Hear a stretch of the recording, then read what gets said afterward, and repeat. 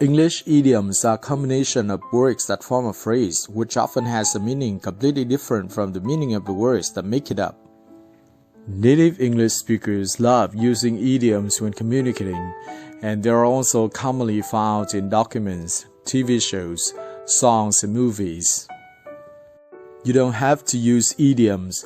However, if you want to improve your English communication skills, you must be confident when using idioms, so you can start learning more English idioms.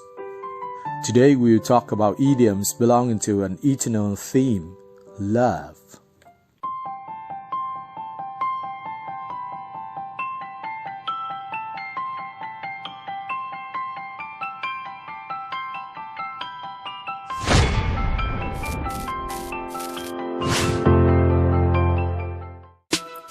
Let's learn. The first one is to have a crush on someone. To crush literally means to press something very hard so that it is broken. But to have a crush on someone is not destroying their shape. It's a way to express a strong affection for someone. It is mostly used to talk about young people's feelings. It is quite familiar with Vietnamese teenagers. They usually call their boyfriend or girlfriend crush.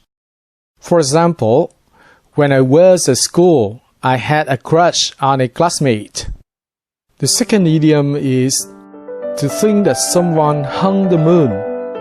If you refer to someone as having hung the moon, you think they are extremely wonderful or amazing. For example, his girlfriend always thinks he hung the moon, not the norm. The next one is under someone's spell. A spell is a set of spoken words that are thought to have magical power. Under someone's spell means influenced or controlled by one because they are considered enchanting, fascinating, or seductive. Example: she broke up with him, but she's under his spell again. Get on like a house on fire. If two people get on like a house on fire, they like each other very much from the start and become friends quickly and easily. For example, he and his new girlfriend get on like a house on fire. Be head over heels in love. Be head over heels in love means completely enamored.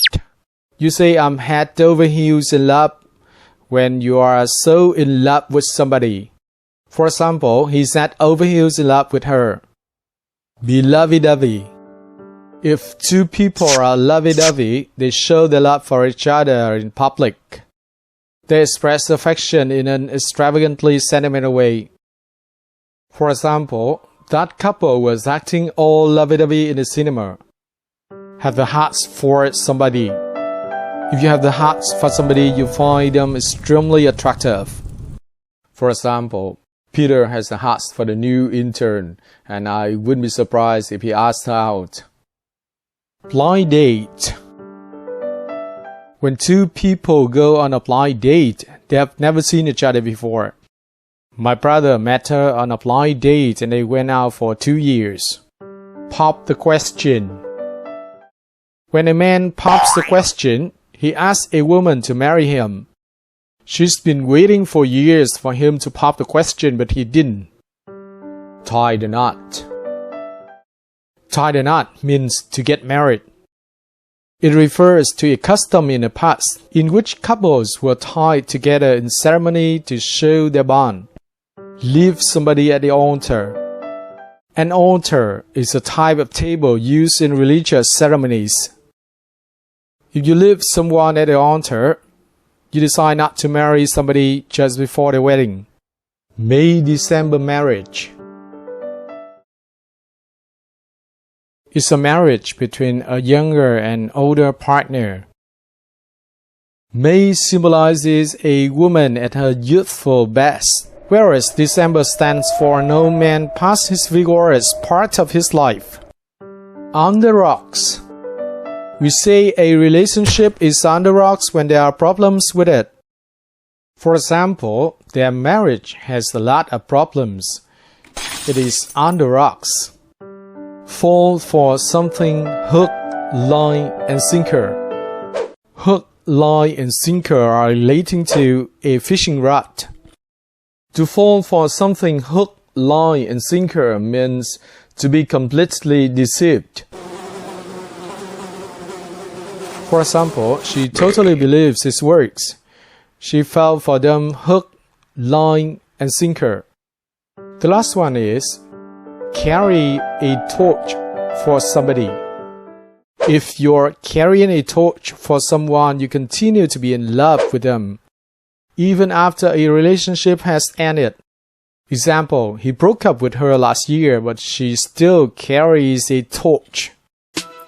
Let's check. Her husband was unfaithful and lied about it for years, but she still Her husband was unfaithful and lied about it for years, but she still fell for it hook, line, and sinker. Mary broke down and cried when her fiancé didn't turn up for their wedding and Mary broke down and cried when her fiancé didn't turn up for their wedding and left her at the altar. After going out together for 3 years, he decided to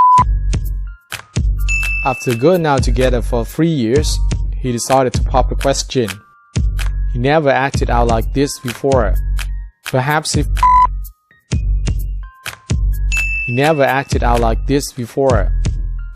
fell under that girl's spell. He confided to his parents 6 months ago that his marriage